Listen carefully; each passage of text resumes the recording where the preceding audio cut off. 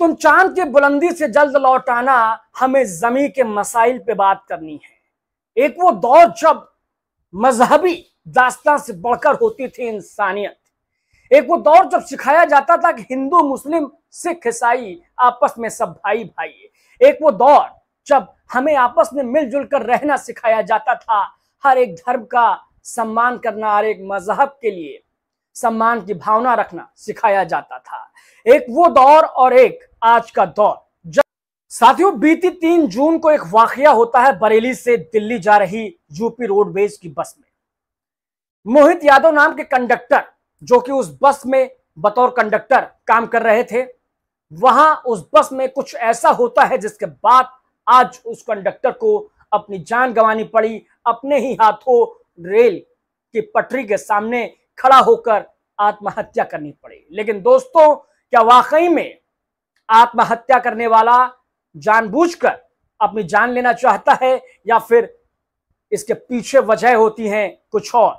क्योंकि कहा जाता है कि हर सुसाइड करने वाले का कोई ना कोई कातिल जरूर होता है।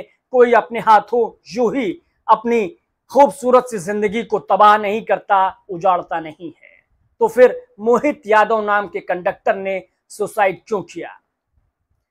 दोस्तों, दरअसल 3 जून को बरेली से दिल्ली जा रही रोडवेज की बस में 2 मुस्लिम यात्रियों ने मोहित यादव नाम के कंडक्टर से कहा कि भाई नमाज पढ़ने के लिए बस को रोक दो, साइड कर दो, हमें नमाज पढ़नी है।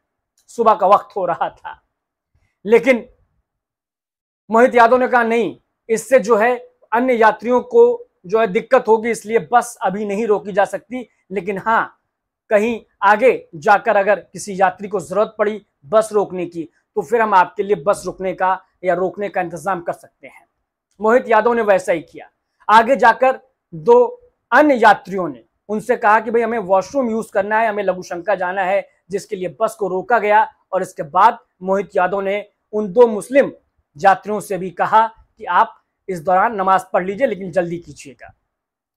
इस दौरान क्या होता है कि मोहित यादव ने जिस बस को रुकवाया, वहां पर बस में ही बैठे किसी शख्स ने, किसी यात्री ने उस नमाज पढ़ने के मामले का वीडियो बना लिया और उसे सोशल मीडिया पर वायरल कर दिया। इसके बाद ये पूरा वाकया जो है वो पूरे उत्तर प्रदेश में छा गया और हर तरफ से जो है वो इस मामले की निंदा की जाने लगी कि क्या मुस्लिमों के लिए ये बस चलाई जा रही थी या फिर वो बस चलाई जा रही थी हर एक यात्री के लिए, जिसमें बैठा था हिंदू, बैठा था मुसलमान, बैठा था सिख और बैठा था ईसाई।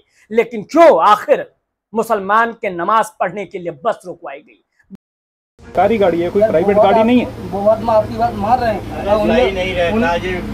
ये कोई प्राइवेट गाड़ी नहीं है यार भैया, ये सही नहीं है। उनने चलो हम वो बात आपकी मारा, उनने पहले हमें बरेली में कह दिया था कि भैया आपने माना क्यों? नहीं, बरेली में कहा कि 2 बंद के लिए रोक 2 सवारी के लिए आप ये मान लोगे, बस रोको, ये मान लोगे? कोई ज्यादा समय नहीं, ये कोई ज्यादा समय की बात ही नहीं है ये। यार भाई, उनकी नमाज पढ़ रहे हैं तो नमाज में यार क्या दिक्कत है यार आपको? यार हम भी यार हिंदू आदमी, ऐसी हिंदू मुस्लिम वाली कोई बात थोड़ी नहीं है। ये हिंदू मुस्लिम वाली बात नहीं है। यहाँ कोई बस इसी वाकये को मुद्दा बनाकर परिचालक यानी कंडक्टर मोहित यादव को सस्पेंड कर दिया गया, संविदा कर्मी मोहित यादव को सस्पेंड किया गया और साथ ही साथ उनके साथ जो ड्राइवर था बस का, उसे भी सस्पेंड किया गया।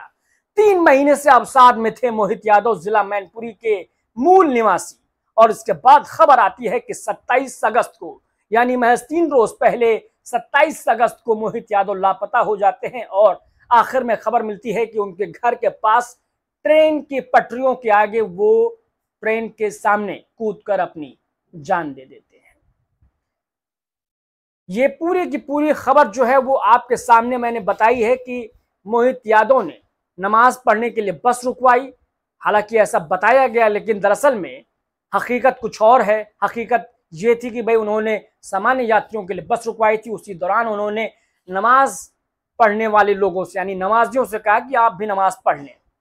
इसी को मुद्दा बनाकर जिस तरीके का प्रोपोगेंडा चलाया गया, उससे आज मोहित यादव की जान चली गई है। मोहित यादव को सुसाइड करना पड़ा है। मोहित यादव ने अपने मरने से पहले और सस्पेंशन के बाद क्या कुछ कहा था, इसे भी हम आपको सुनवा रहे हैं, सुनिएगा।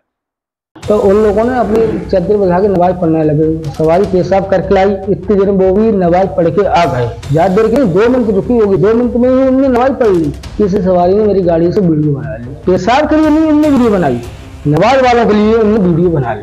नंबर इनकी 32NN0323, उसमें मेरी ड्यूटी थी बरेली से कौशाम्बी की। उसमें मेरी गाड़ी में सवारी कम हो 6:45 तक 2 मुस्लिम सवारी आई। मैंने कि भैया 2 मिनट के लिए मुझे नमाज पढ़ा देना कहीं पर भी। तो मैंने कहा ठीक है भाई साहब, सवारी कम कहीं ना कहीं रोक के हम नमाज आपको पढ़ा देंगे 8:30 बजे के बीच में कहीं ना कहीं। तो इसी कारण मेरी गाड़ी का संचालन हुआ 7 बजे। गाड़ी चलते चलते 8:25 हो गए। 3 सवारी आई पेशाब करने के लिए कि भैया मुझे पेशाब करा दो। तो हमने गाड़ी रुकवा दी। तो उसी जो सवारी नमाज के लिए हमसे जो बोली थी, उनसे हमने कही भैया आप भी मान लो 2 मिनट समय आया, 2 मिनट में पेशाब भी कर लेंगे तो आपकी नमाज भी हो जाएगी। तो 2 सवारी उनको भी हमने बुला के नमाज पढ़वा दी। सवारी पेशाब करके आई, इतनी देर में वो भी नमाज पढ़ के आ गए। ज्यादा देर की नहीं, 2 मिनट रुकी होगी, 2 मिनट में ही उन्होंने नमाज पढ़ ली। नमाज पढ़ के आ गए। इसी समय किसी सवारी ने मेरी गाड़ी से वीडियो बना ली। ये सरकारी गाड़ी है, आप रोक के नमाज पढ़ा रहे, पेशाब के लिए नहीं उन्होंने वीडियो बनाई, नमाज वालों के लिए उन्होंने वीडियो बना ली कि नमाज क्यों पढ़ा रहे, ये है वो। उन्होंने हमसे बहुत कुछ कहा, पर मैंने कुछ नहीं कहा।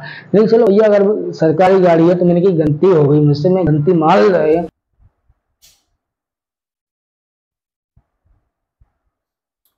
दोस्तों, क्या ये मामला वाकई में इतना बड़ा था कि इसके लिए ड्राइवर समेत कंडक्टर को सस्पेंड करना पड़ा? क्या वाकई में उनका सस्पेंशन जरूरी था? क्या नमाज पढ़ना इस कदर यूपी सरकार को और कुछ लोगों को, सियासत के कुछ लोगों को नागवार गुजरा कि उन्होंने मोहित यादव नाम के व्यक्ति को सस्पेंड कर दिया, सस्पेंड करवा दिया? क्या वाकई में ये करना जरूरी था? क्या इस कदर का माहौल हम अपने उत्तर प्रदेश में, हम अपने समाज में आज दे रहे हैं, जहां पर एक धर्म विशेष के लिए कोई जगह यहां पर शायद बची हुई नजर नहीं आ रही है? क्या यह कहना गलत नहीं होगा कि आज जिस तरीके के हालात उत्तर प्रदेश में हैं, वहां पर एक खास वर्ग को टारगेट किया जा रहा है। और टारगेट किया जा रहा है इसलिए भी क्योंकि लोकसभा का चुनाव 2024 बहुत नजदीक आ रहा है और उसके लिए अभी से फसलें काटने की जो है तैयारी शुरू हो गई है। लेकिन क्या इस मजहबी अनेकता में हम एकता की बात जब करते हैं तो इस तरीके की बातें क्या हमारे समाज को, हमारे देश को क्या शोभा देती हैं? आप इस पूरे मसले पर क्या कुछ राय रखते हैं? आप अपनी राय हमें कमेंट बॉक्स में बता सकते हैं और साथ ही साथ अगर आपकी कोई सलाह, आपका कोई प्रश्न है तो भी आप हमसे कमेंट बॉक्स में पूछ सकते हैं, बता सकते हैं। फिलहाल आपको ये वीडियो कैसा लगा आप हमें ज़रूर बताइएगा। फिलहाल के लिए दोस्तों बहुत बहुत नमस्कार। आप सुन रहे थे रामकृष्ण शुक्ला।